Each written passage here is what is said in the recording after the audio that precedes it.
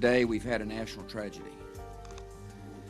Two airplanes have crashed into the World Trade Center in an apparent terrorist attack on our country. I have spoken to the Vice President, to the Governor of New York, to the Director of the FBI, and have ordered that the full resources of the federal government go to help the victims and their families, and to conduct a full-scale investigation to hunt down and to find those folks who committed this act. Terrorism against our nation will not stand. As these scenes of destruction played out on televisions worldwide, it was almost impossible to believe this was real. It was so unexpected, so unfathomable. On this perfect autumn morning, out of the clearest blue sky, had come a murderous black storm of hatred. American Airlines Flight 11 departed Boston for Los Angeles, hijacked by suspects armed with knives. This plane crashed into the World Trade Center. United Airlines Flight 175 departed Boston for Los Angeles, was hijacked and crashed into the World Trade Center. American Airlines Flight 77 departed Washington Dulles for Los Angeles, was hijacked and crashed into the Pentagon. United Airlines Flight 93 departed Newark for San Francisco, was hijacked and crashed in Shanksville, Pennsylvania.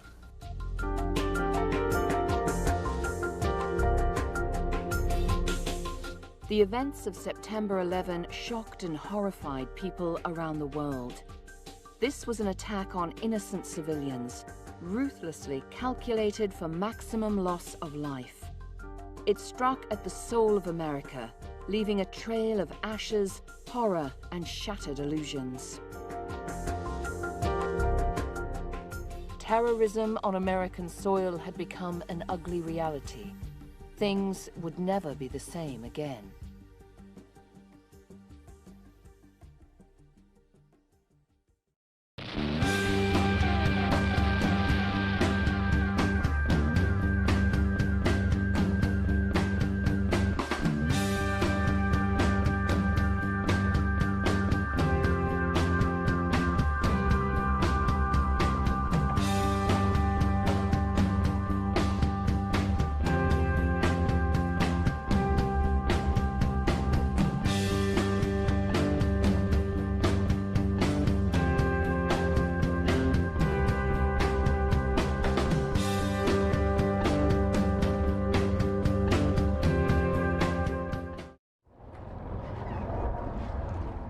Tuesday, September 11, introduced itself as a pleasant, sunny morning.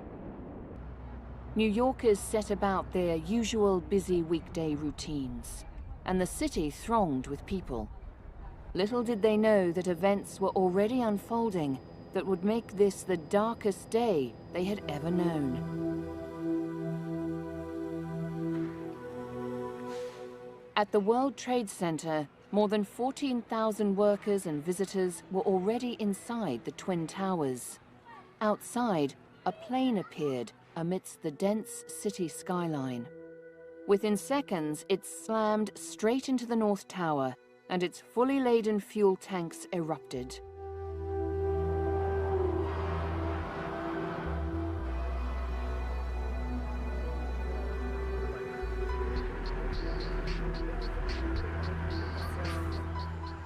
People stared in horror, wondering how on earth this plane could have strayed so badly. Another one, there's another one. Then, at 9:03, they understood.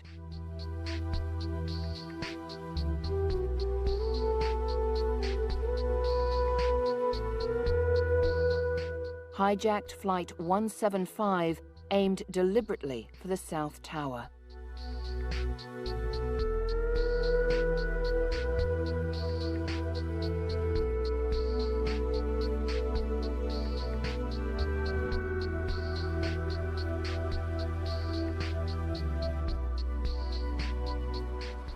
Both towers were now burning fiercely, and toxic fumes filled the interiors. All elevators and stairwells were destroyed, except for one smoke-filled death trap in the South Tower. Emergency services raced to get people out. For a full 30 minutes after he was told America was under attack, President George W. Bush remained at an elementary school. The leader of the country took his time getting down to business. At 9:37, American Airlines Flight 77, with 10,000 gallons of fuel on board, plowed into one of the 5 outer walls of the Pentagon, triggering a massive fire. Just seconds before, Secret Service agents had whisked Vice President Dick Cheney to an underground bunker. By now, national security knew of at least 4 planes that had been hijacked. This accounted for the third. The plane approached so low, it actually knocked out streetlights and skimmed a vehicle on the road. Approaching at full throttle, the Boeing 757 literally screamed into its target. All 64 people on board were killed, as well as 125 Pentagon employees. For the first time, the US implemented an emergency suspension of all commercial flights. US airspace was shut down. In the South Tower, fireballs had ignited combustible material and huge fires raged. Heat-weakened steel columns leaned inwards, and the topmost floors sagged heavily. Police aerial crews reported the tower buckling and leaning, and NYPD ordered its people out. The fire department wasn't told.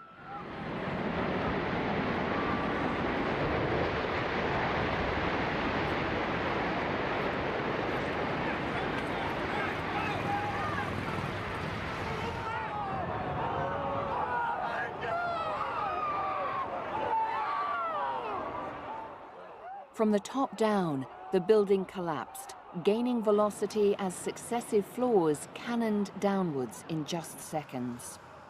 Clouds of ash, powdered gypsum, and pulverized concrete poured into the air and spread, blanketing the entire surrounding area.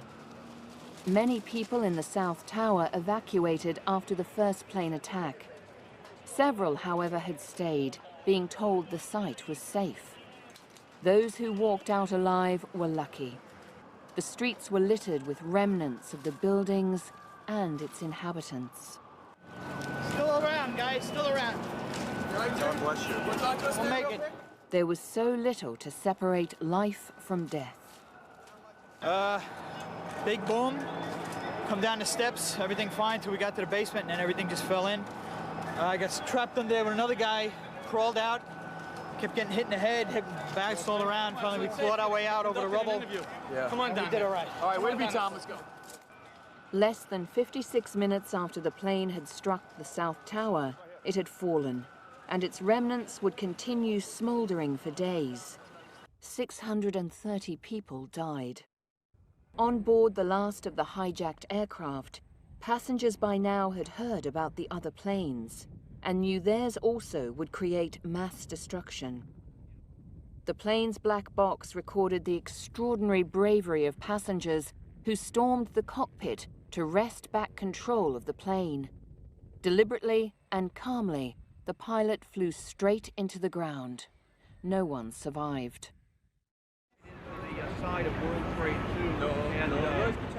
The North Tower continued burning steadily, and people remained trapped from the 93rd story upwards. Continually trying. Okay, that's great. Also, would you make everyone aware that we're going to be feeding some tape? Holy shit. Jesus.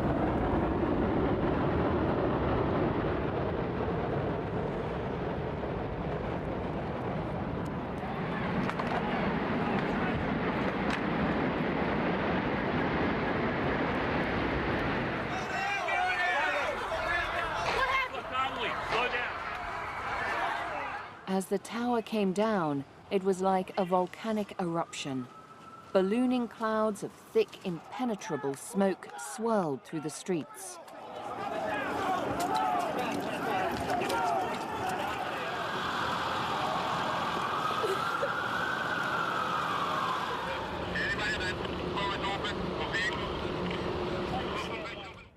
New York City was like a war zone.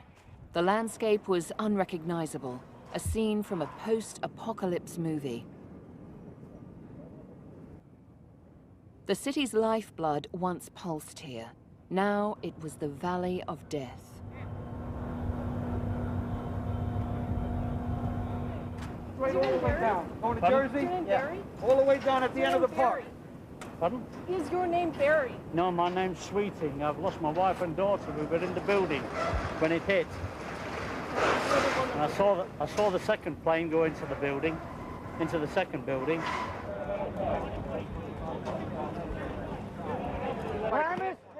The smoke and ash were yet to settle, but workers had already begun the painstaking search for life, picking amidst the bones of the Twin Towers.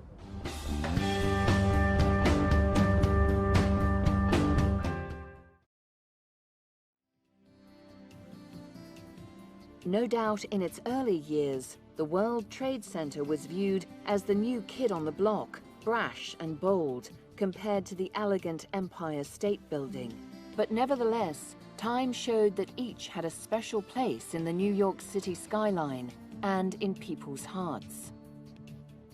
After years of planning and wrangling, the World Trade Center opened in 1973, eventually transforming a lagging part of town into a tourism, business, and shopping hub.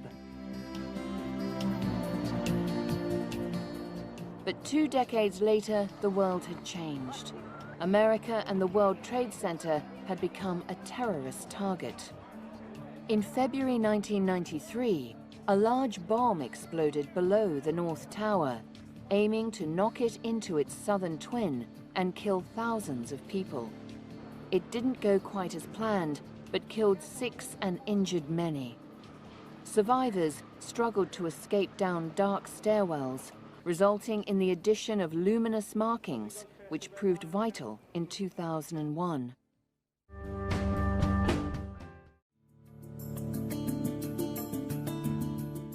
In many events, there are untold heroes. On this day, however, the heroes weren't told what they needed to know. Communications between services were poor.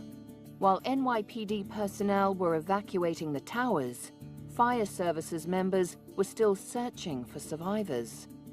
Fire department transmissions did not reach them. Unaware of their peril, 343 firefighters lost their lives.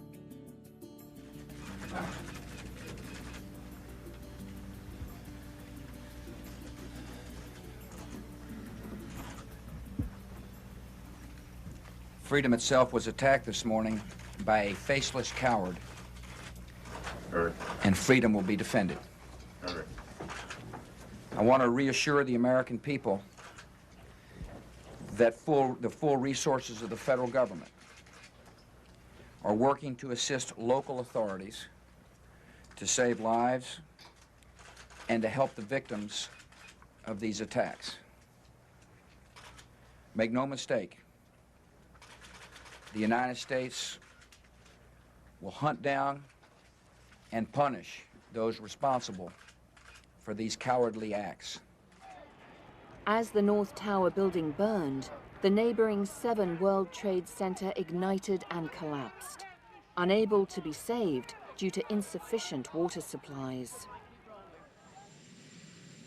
Almost 10 hours after the nation was attacked, its president returned to the seat of power.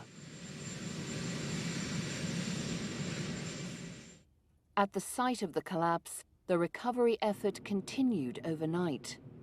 Volunteers arrived, some even walking off day jobs to provide their highly specialized skills.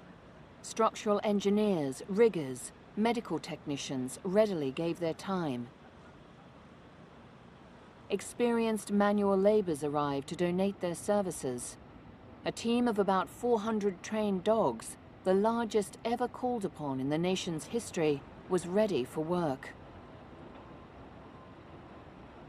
After all this, finally that night, one person was found alive and well. Good evening. Today, our fellow citizens, our way of life, our very freedom came under attack in a series of deliberate and deadly terrorist acts. The victims were in airplanes or in their offices, secretaries, businessmen and women, military and federal workers, moms and dads, friends and neighbors. Thousands of lives were suddenly ended by evil, despicable acts of terror. The day after the attacks, a total of 11 people were found alive. 2 of these were former US Marines who had survived for almost 24 hours in a void under 10 meters of rubble. Some survivors were fortunate to have working cell phones, which they used to alert rescuers to their positions. Of those rescued, the majority were emergency workers. When the building came down, at one point it was just black. I thought I was blind, but it was just the soot and it was just the darkness. If it wasn't for me turning on my flashlight, people started to see the flashlight and everybody just started calling out for help. Was trying to help some people there, guide them to some sort of safety, but I was looking for safety myself. For Americans waking up on the morning of September 12th, it was like plunging straight back into a nightmare.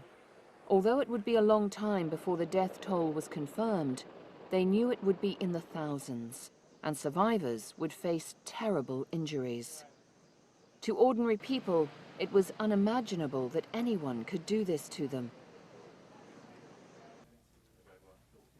And of course, there was the question everyone wondered: how to make sure it couldn't happen again. It's not just a matter of going after the perpetrators, but it's going after and dealing with the sources of support that they have, whether that source of support might come from a host country or other organizations that provide them. We have to make sure that we go after terrorism and get it by its branch and root. The primary suspect was Al-Qaeda, which soon claimed responsibility for the attacks. Led by its founder, Osama bin Laden, it is a militant terrorist group established in the late 80s. Originally formed in resistance to the Soviets in Afghanistan, it has gone much further. Al-Qaeda seeks to install an extremist form of Islam throughout the world, overthrowing regimes it considers non-Islamic. It vows to keep Muslim countries pure by expelling Westerners and non-Muslims. It favors violent acts against its perceived enemies and actively pursues weapons of mass destruction. This footage, captured by American forces, reveals Osama bin Laden's complicity, the coldly calculated plot to maximize death, and his delight in the results. عدد الذين سيصطدم بهم حادث الطائرة بعد ما كذا فهذا كان حسابي وكنت أكثر تفاؤلا فكنت طبيعة المهنة أعمال كذا فقلت الوقود الذي في الطائرة سوف يوصل الحديد إلى درجة في الاحتراق وبالتالي يفقد خواصه ويضطر من هنا فبالتالي العمارة من الجزء المضروب هناك أعلى سيسقط. Following withdrawal of the Soviets, the Taliban in Afghanistan dramatically increased their power base. Practicing an extremist interpretation of Islam, the Taliban shared ideologies and fundamentalist views with Al-Qaeda. They offered Osama bin Laden a protected base, and in turn, bin Laden's connections helped channel military resources and training into the country. The American government now confronted the root and branch of the terrorism that had struck New York. Tonight, the United States of America makes the following demands on the Taliban. Deliver to United States authorities all the leaders of al-Qaeda who hide in your land.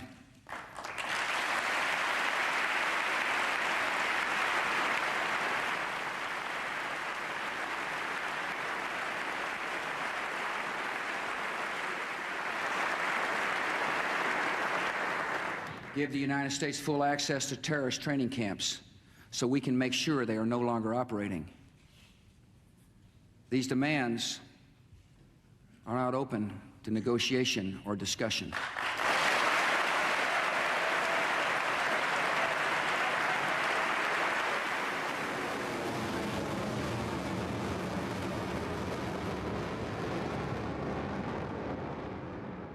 On October 7th, 2001, the United States, with some allies, invaded Afghanistan. Supported by the Afghan Northern Alliance troops, the United States used aerial bombardment and ground attack to break the Taliban al-Qaeda stronghold. The military training camps were destroyed, and the Taliban and al-Qaeda groups were forced into hiding in the remote and rugged mountains of Afghanistan. Here they were again bombarded, but not captured. The village where the Taliban headquarters had been based was almost completely destroyed.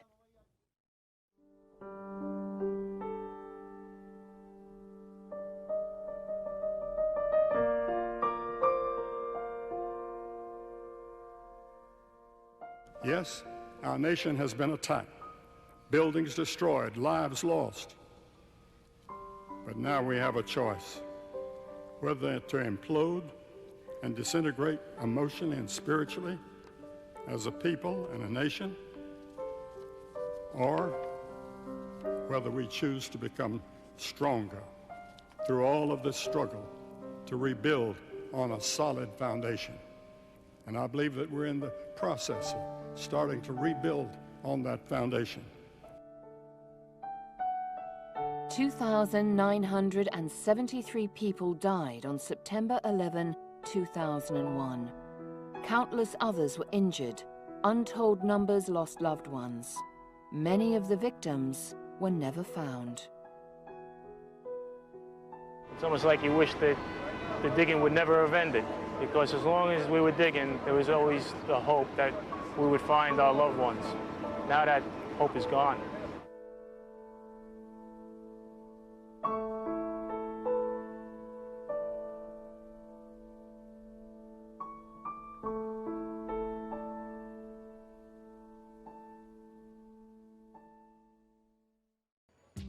Throughout its turbulent history, Afghanistan has been continually plagued by conflict and violence. Late in 2001, it suddenly became center stage in a new theater of war.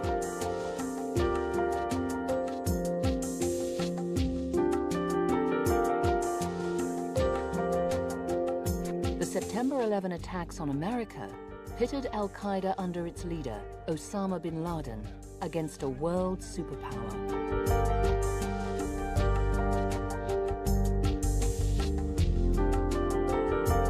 The war on terror had been declared, and some of the greatest military might in the world mobilized to eliminate al-Qaeda at its hidden bases in Afghanistan.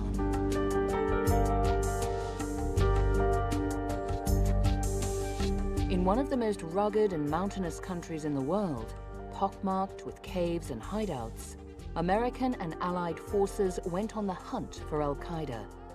They received crucial support from local Afghans in the form of Northern Alliance.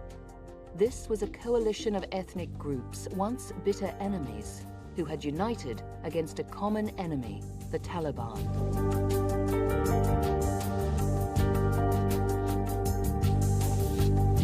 Since the mid-1990s, the Taliban had steadily risen to power, adopting an extremist interpretation of Islamic law that was repressive and violent, spreading misery and fear throughout the country.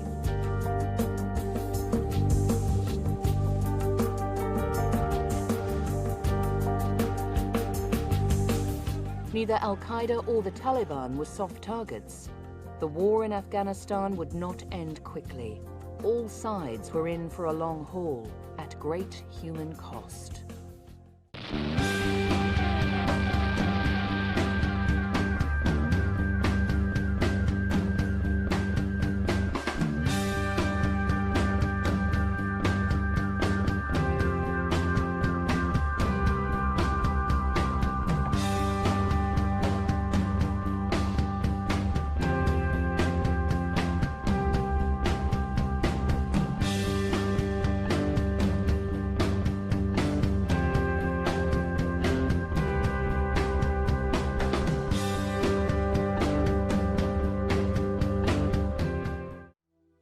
Strategically located in Central Asia, Afghanistan is landlocked and borders 6 other countries. Throughout centuries of invasion and war, much of its territory was siphoned off by foreign imperial powers, and the country now contains a complex and often uneasy mix of ethnic, religious, and cultural groups. In the 1950s, 60s, and 70s, modernization gave women new freedoms, fiercely opposed by religious conservatives. When the pro-Russia Communist Party seized power, the conservatives formed the Mujahideen group of guerrilla warriors, and civil war broke out. In 1979, the Soviet Union invaded Afghanistan in support of the local communists, and in the context of the Cold War, the United States backed the Mujahideen. Fighting in rugged, mountainous terrain, the Russians struggled against the rural tribal forces, and the war dragged on, becoming Russia's Vietnam before it finally withdrew in 1989. Russia did, however, continue providing support in funding arms, but this ceased in 1991 when the Soviet Union broke up. And in 1992, the Mujahideen captured Afghanistan's capital city, Kabul. In an ongoing period of anarchy and vicious fighting, Kabul remained a battleground. Many parts of the city were reduced to rubble, and thousands of civilians were killed and injured, sparking a mass exodus and refugee crisis. Out of all of this chaos emerged a new group, the Taliban. Mainly made up of tribal Pashtun peasants, they followed the most strict and conservative interpretation of Islam. They first appeared as moral avengers, establishing a degree of law and order, forcing out corrupt warlords who terrorized and robbed local communities. In rapid succession, they captured the city of Kandahar, many provinces, and finally the capital, Kabul. By 2000, they had taken control of almost all of Afghanistan, apart from a small pocket of resistance in the north. In this position of absolute power, the Taliban unleashed a brutal suppression of the people, implementing strict Sharia law. No longer were women allowed to study or work. They were forced to wear a full body covering, the burqa, and were not allowed to leave their homes without an accompanying male relative. Human rights violations, poverty, and starvation were endemic. An important figure in the Afghan war was Osama bin Laden, allegedly the 17th of 52 children, fathered by a Saudi construction billionaire. Bin Laden personally led a militia group in the fighting. He also channeled funds into establishing training bases in Afghanistan and setting up terrorist recruiting centers around the world.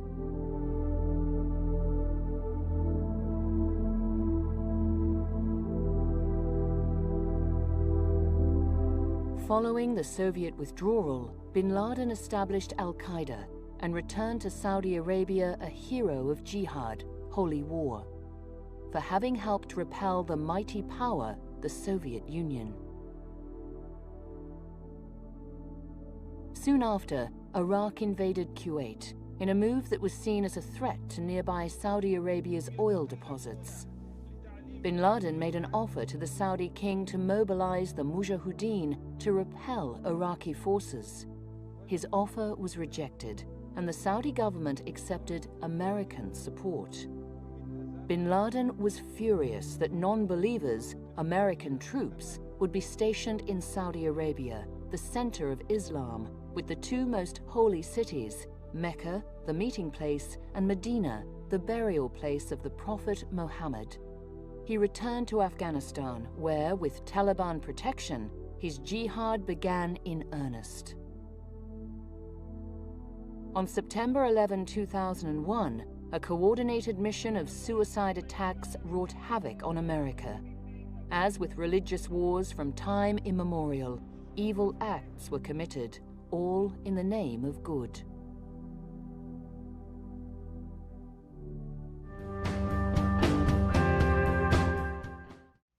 Freedom itself was attacked this morning by a faceless coward, and freedom will be defended. In global politics, the George W. Bush presidency had been marked by diplomatic tensions, increased protectionism, and a defense expenditure equivalent to the worst of the Cold War years. Following September 11, international goodwill towards American people surged, and the government enjoyed a level of support not seen for years. Tonight, the United States of America makes the following demands on the Taliban. Deliver to United States authorities all the leaders of al-Qaeda who hide in your land. Release all foreign nationals, including American citizens you have unjustly imprisoned. Protect foreign journalists, diplomats, and aid workers in your country.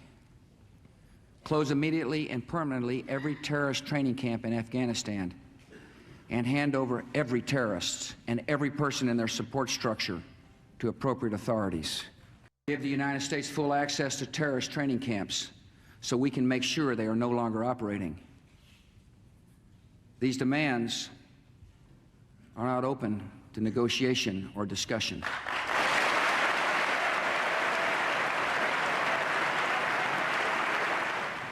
The Taliban must act, and act immediately.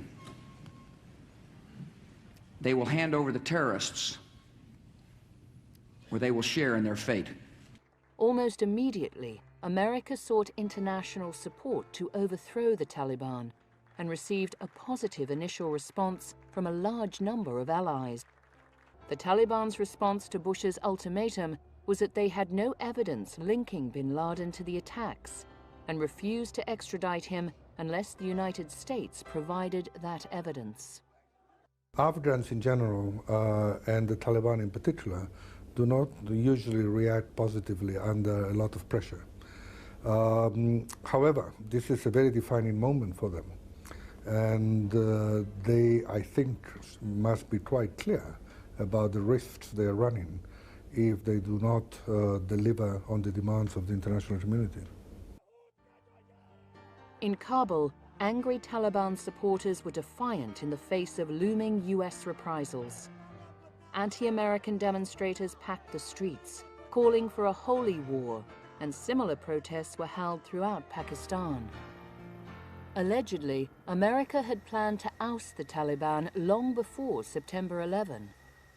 At any rate, Operation Enduring Freedom began on October the 7th, as American and British forces launched a massive assault on Afghanistan. Special forces conducted a high-altitude aerial bombing campaign, drawing on an immense arsenal of weaponry and aircraft. For strategic reasons, attacks concentrated on the cities of Kabul, Jalalabad, and Kandahar. Civilian casualties were high. No country lightly commits forces to military action and the inevitable risks involved. But we made it clear, following the attacks upon the United States on September the 11th, that we would take part in action once it was clear who was responsible. There is no doubt in my mind, nor in the mind of anyone who has been through all the available evidence, including intelligence material, that these attacks were carried out by the Al-Qaeda network masterminded by Osama bin Laden. Afghanistan's long-suffering people had struggled through drought and famine and endured decades of civil war and oppression. Now, however, with cities under aerial bombardment, it was time to go. Major worry that we have at present is that hundreds of thousands of Afghans are leaving cities and heading towards Pakistan. People streamed out of the cities and away from the international aid supplies that already sustained them.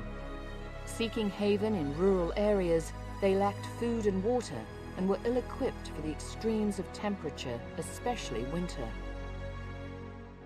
Thousands daily trekked over the mountains or journeyed by road into neighboring Pakistan, seeking a new life, somewhere safe. Back to go to the United States. My home is there, my children are there, my wife is there. That's why I'm going to go there. In Pakistan, thousands of angry demonstrators took to the streets day after day. Anti-American feelings were at a peak, and protesters vowed to wage a holy war against the United States. They damaged American shops, burned effigies of President George W. Bush, and destroyed the American flag, burning it, ripping it, even shredding it with their teeth in a mad, frenzied anger. Prior to the rise of the Taliban, Afghanistan had been plagued by ongoing fighting between various groups. Constantly at one another, these ethnic minorities, warlords, communists, and mujahideen vied for dominance. They were further divided in language and religion, practicing Shia and Sunni forms of Islam. The one unifying factor they had was their desire to be rid of the Taliban, who had swept through the country, taking control of most of it. These opposing groups came together as the Northern Alliance, or the United Front, and were eager to work alongside foreign forces to regain control of Afghanistan. The Northern Alliance performed militia work while the Americans continued with devastating aerial assault. As the war progressed, the weaponry got worse and the civilian toll climbed, with daisy cutters and cluster bombs killing and maiming indiscriminately. The cluster bombs took a terrible toll on children, each containing hundreds of shiny, attractive-looking bomblets, with 1 in 5 failing to explode until stepped on or picked up to play with. Under this onslaught, the Taliban were forced to retreat further and further back into their strongholds, the city of Kandahar and the rugged mountainous regions. Along the way, many of the Taliban surrendered or were captured, and the Northern Alliance showed no mercy, performing on-the-spot executions. Hundreds of Taliban were massacred as they attempted to retreat or hide, even as they surrendered. Their holy war was anything but. The city of Kabul is around 4,000 years old, with strong Persian roots. Its strategic position on the major Asian trade routes made it a desirable conquest, leading to its turbulent history. In the early 20th century, international investment saw the city emerge as a cultural center, with thriving industries and a healthy infrastructure. By the 1960s, Kabul had modernized, and women were given the freedom to study, work, and show their faces. In the following decades, endless fighting undid all the development, and by the 1990s, Kabul had been almost reduced to rubble. The American forces and Northern Alliance pushed steadily on towards Kabul, but first had to capture the city of Mazar-e-Sharif, a major transportation hub. While American planes carpet-bombed Taliban defenders near the city's entrance, the Northern Alliance successfully captured the airport and military base, enabling the airlifting in of supplies and humanitarian aid. After a bloody battle, the city fell to American and Northern Alliance forces, and the Taliban fled, triggering major celebration on all sides. In quick succession, several provinces fell to the Northern Alliance as the Taliban steadily lost its grip, and its own commanders ran, surrendered, or switched sides. By the time Kabul was reached, the Taliban had left. Overnight, they had slipped quietly away, and only about 20 al-Qaeda fighters remained with little cover. In a short time, they were dead, and Kabul was liberated. The once cosmopolitan city had been decimated. Massive craters from the US bombs were visible throughout, giving a clue to just how much Kabul's residents must have suffered, as death and destruction silently rained down from above. Taliban buildings throughout the city had been targeted and were now the center of burnt-out ruins. Under the years of Taliban control, neglected infrastructure had crumbled. Roads were wrecked. Electricity and water had long gone. The United Nations estimated 90% of the buildings had been destroyed. The Taliban inflicted misery upon the Afghan people, and the battle to overthrow them exacted a terrible human toll. An estimated 5,000 civilians were killed in the first 3 months, many of them children. Countless more were left maimed and permanently disabled. Whole families were wiped out as they sat down to breakfast. Children were mutilated as they played outside. In just a few short months, Kabul was in worse shape than London after the Blitz. Such was the horrific power of the modern-day weaponry and the scale of the attack. There was little left, but the people were delighted. The Taliban had gone. I feel very happy because the Taliban troops went from Kabul. People of Afghanistan don't like these people. Now Afghanistan's people could enjoy simple pleasures like listening to music or flying a kite. The terror and repression of the Taliban had lifted at last. There were at least some freedoms returned.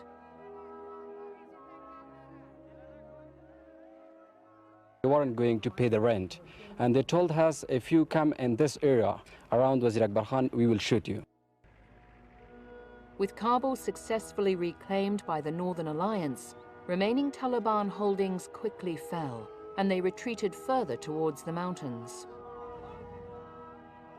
By November 13th, al-Qaeda forces, most probably including Osama bin Laden, had regrouped at their fortified cave complex in the mountains of Tora Bora.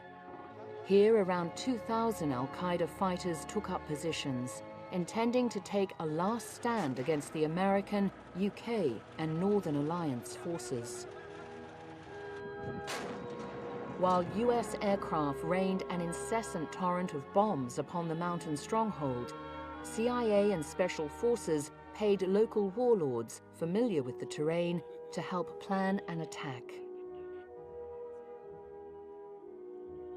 At last, backed into a corner and facing defeat, al-Qaeda agreed to a truce and began to surrender their weapons.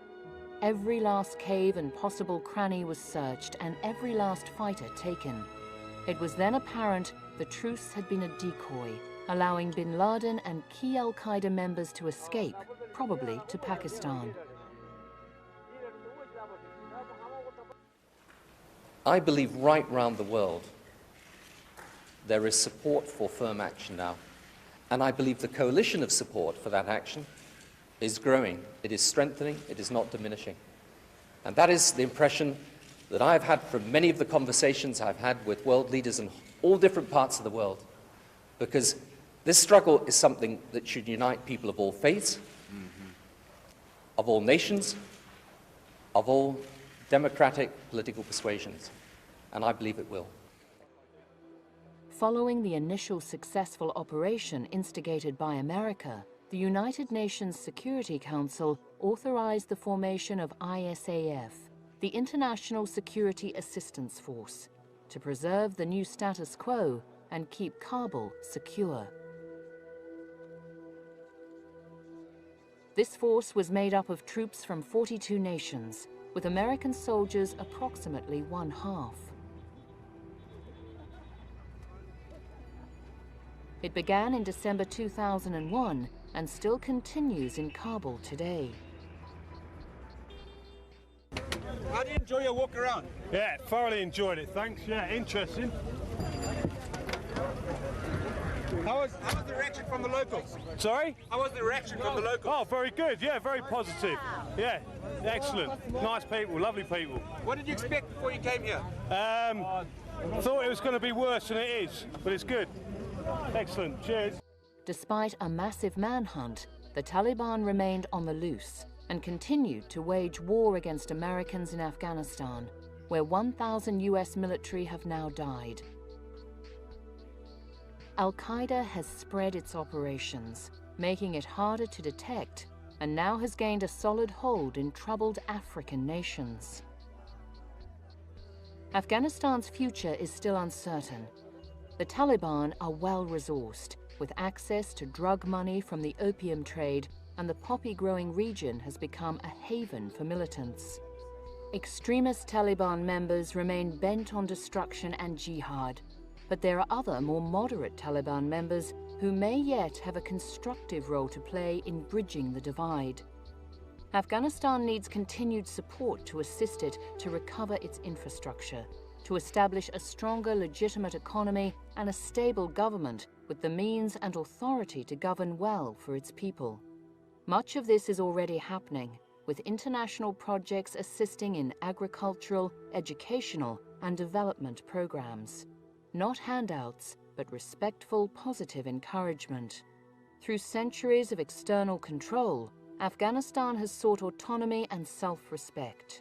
Hopefully, before too long, it can be the proud, independent nation it deserves and wants to be.